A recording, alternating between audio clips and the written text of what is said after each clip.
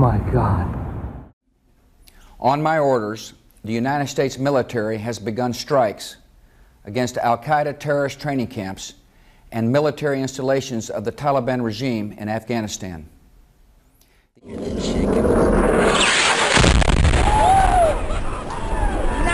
Oh my God! That shit was a fucking bomb.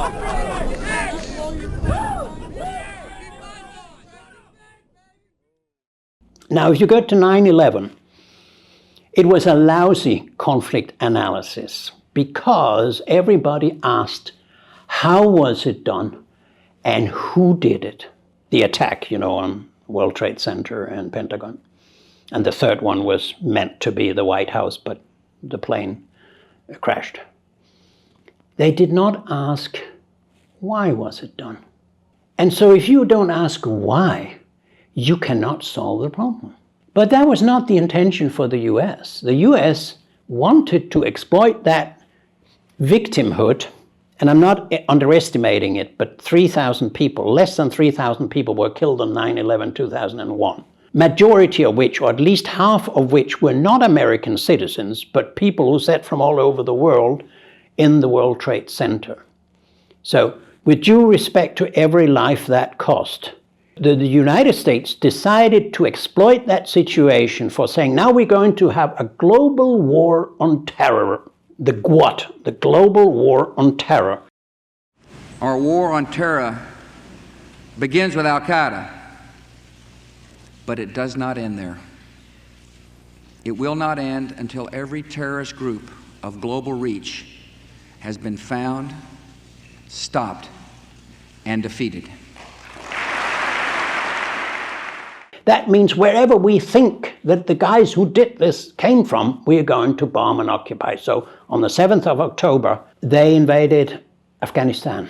And so over the time, these 23 years, figures from Brown University and elsewhere in the US and other statistics have it that somewhere between 1 and 5 million people have lost their lives as part of the GWOT, the Global War on Terror, that the US started and still has running. So instead of asking, why did they take the financial center of the world, the military center of the world, Pentagon, and the political center of the world, namely the White House, which was telling, they didn't bomb any kind of, museum building or hospital or something. They took the three centers at that time.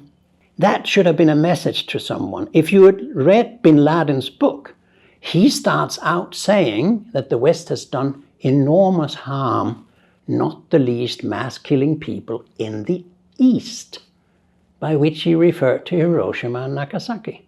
So long story short, you overreact because you consider yourself a victim.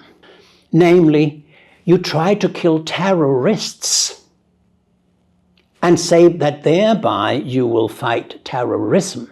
That's not the way it works, because when you kill terrorists in the Middle East, Al-Qaeda or Al-Nusra, whatever, and by the way, the West has cooperated with a lot of them, for instance, in Aleppo in Syria, I've seen it myself. When you go for killing people, you don't solve the problem. What you should do is to ask yourself, why do people become terrorists? And when you have talked with terrorists and found out what their criticism and grievances are, how they feel marginalized, and why they use violence to get attention, then you begin to have a sense of what can be done. And I think that has been a devastating development for the Western world. The fighting after 9/11 all around the world by the US has contributed to making the US a more hated and having a more negative image than it otherwise would have had. That goes together with all the wars the US has lost. There's no wars it has won since Vietnam. It has lost all the wars, morally, politically, legally.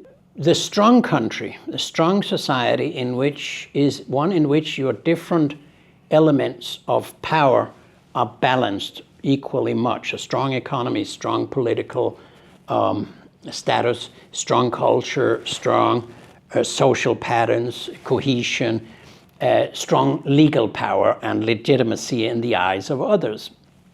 Now, if all these are sinking, but there's one you have, and that is the military power, you become a kind of drug addict, in this case, a weapons or militarism addict.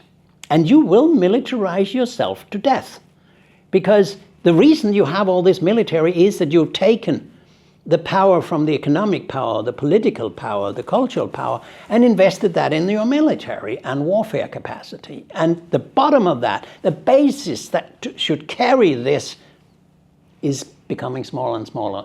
And the West at the moment is the best at military power. It is declining in economic power, it's declining in political power, it's declining in cultural power, it's declining in trade, it's declining in global legitimacy. But the one thing the Americans and NATO can say is, we're strong, we can do things. Now, they lost all the wars since Vietnam, but put that aside, there's still, we can blow you up if you don't behave like we want you to behave. That's what happens at the moment because of this militarization against Russia, which is perverse because Russia was already a dwarf before all this started. Russia had 8% of NATO's military expenditures. Excuse me, nobody with 8%, 8 horses, does not start a war against somebody who has 100 horses. So this whole thing is fantasy. It is a way to legitimate your own, or cover up your own blunder called Ukraine membership of NATO. If you ask me why NATO is spreading, it's because our leaders in the West believe that we're number one, we're second to none in the military sphere. That means you will see all problems around you as something that can be solved by weapons, by means of weapons or more weapons. That's why diplomacy has basically disappeared. That's why economic sustainability, underlying defense, has disappeared. That's why you don't care anymore about whether the rest of the world finds your policy is legitimate. And that's why you fight to preserve what you think you can preserve while everything else is falling apart. It takes no intelligence to start a war. It takes a lot of knowledge and intelligence to stop a war and create peace. And that's why I say there is a connection between intellectual and moral disarmament in the West. It doesn't matter anymore. We don't do diplomacy anymore. We don't take the other into account. We don't go for common security. We don't go for disarmament anymore. We don't respect the UN Charter because it's easier not to and just send some weapons. You see, the response from the West and NATO countries has been all the time, send more weapons. What do we do at the moment?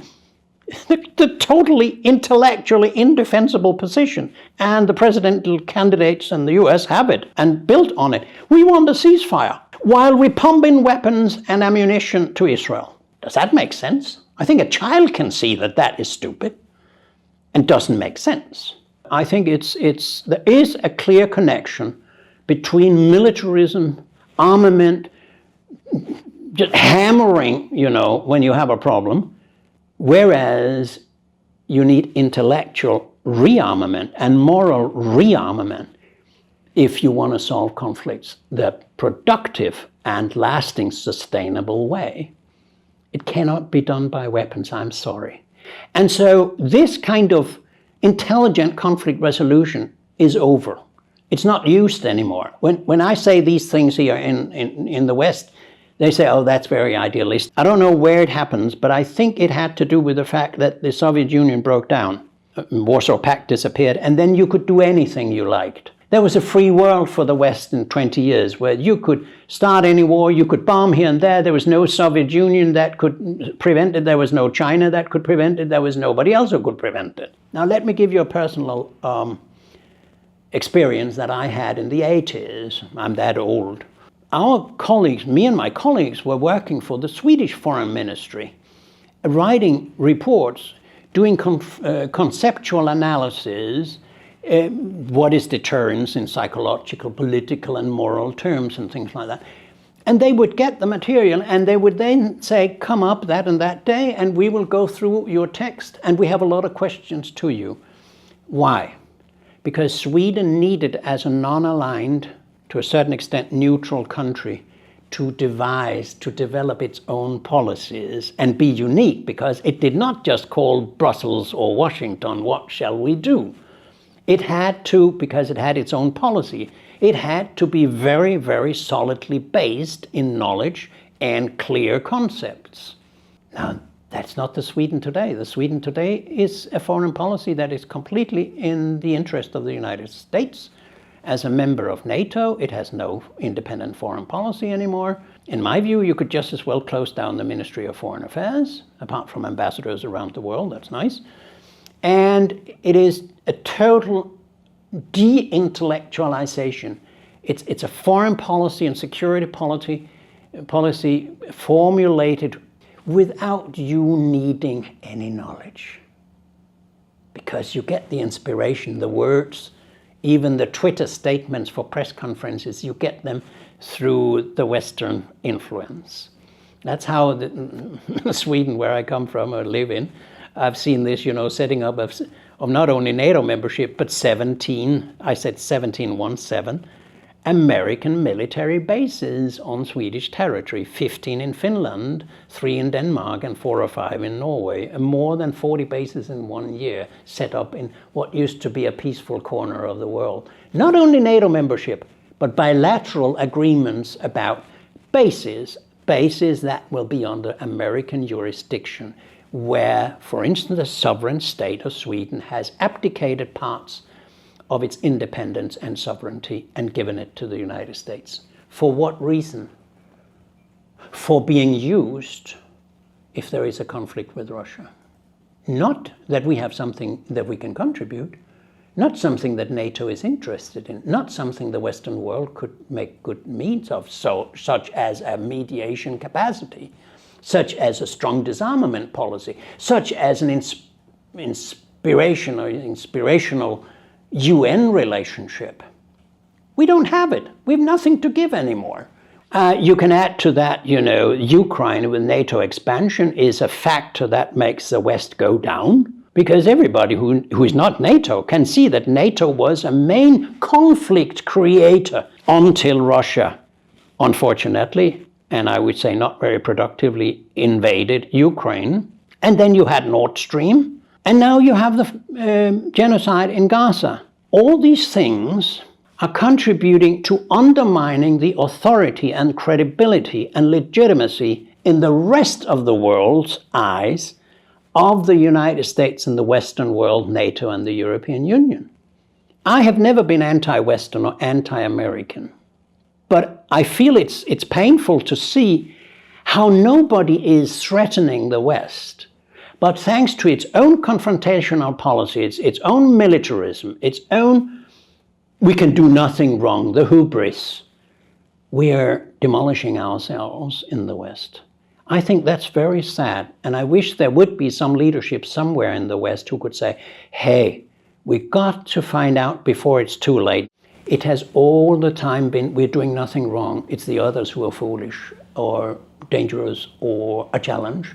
We keep on doing what we want. We step up what we do, not seeing that what they do has been self-destructive. And that's intellectually, it's disarmament, while you promote rearmament with military means. And that's very sad to see for those of us living in the West.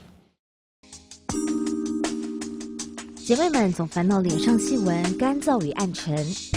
现在起，跟我一起放心交给 KS Royal Face 皇家颜值逆时奇迹系列。